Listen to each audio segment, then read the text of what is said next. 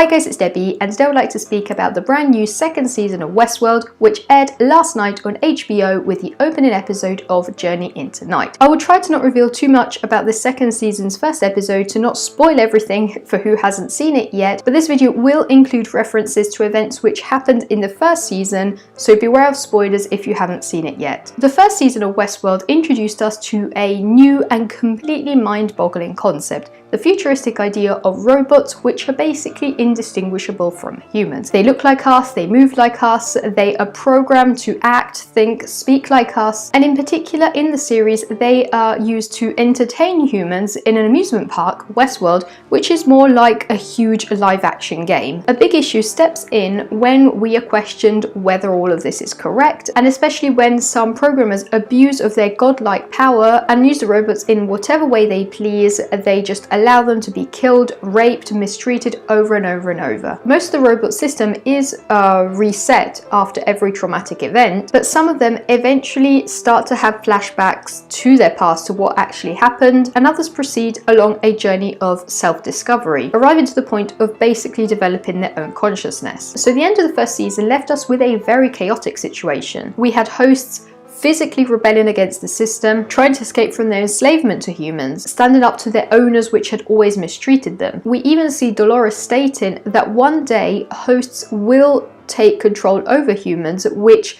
because of their nature of their physical building, are destined to die. And some of them reach the point of carrying out a full revenge by murdering many of the workers on the park, including leader Dr. Ford. So as you can imagine, the second season does not open in the relaxed, nearly narrative manner as the first one did. It opens in full chaos, with everybody trying to figure out what has been going on, trying to estimate the full extent of the damage, and trying to work out how to proceed with the hosts. On the one hand, we have hosts gone completely rogue, now aware of their situation, their ability to be free, and on the other hand we have the humans trying to put their foot down and re-establish themselves as leaders of the land. After watching this first episode, I have a feeling that the second season will continue to develop all these concepts of consciousness, what a host really is, if it is something, an object which belongs to its creator, or if it deserves its own self-established freedom. I think we'll see more of the rivalry between humans and hosts, and I also think that we'll start to see some of the older characters under a new perspective. After all, the whole first season had portrayed Dolores as this innocent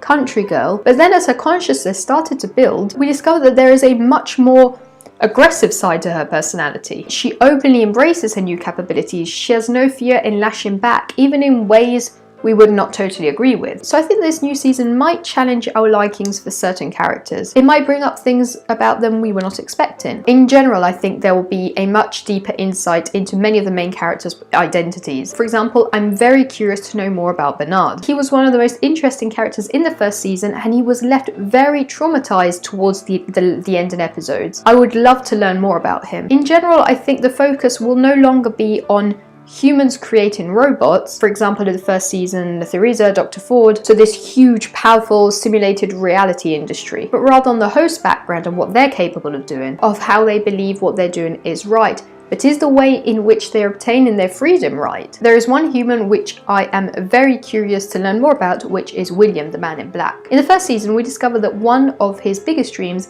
is to see the hosts finally becoming autonomous. And as a matter of fact, during the final shootout, his fate is left unclear, but we do see a smile, the joy on his face in finally see the hosts acting like free beings. I have so many things to say about the first season, but I want to try and focus on the new upcoming episodes. So in general, I think that all the big philosophical and ethical questions which were brought up in the first season will continue to be developed here. But while the first season was totally dedicated to introducing all of these big topics, this season has, I don't know, more of a fast-paced mood. It looks nearly more modern and aggressive. So I wonder if it will be more about the concept of war, of survival. It's a bit like the Planet of the Apes trilogy, which over the course of time introduced us to this completely new, unexpected, uncommon concept, but which then evolved to the idea of conflict which develops from it. It moved from staggering narrative with incredible concepts to the idea of what will realistically happen with this type of situation. A conflict will spark from it, time to speed up the pace, get into the action, just like with Westworld. Also a few weeks ago I was speaking about Ready Player One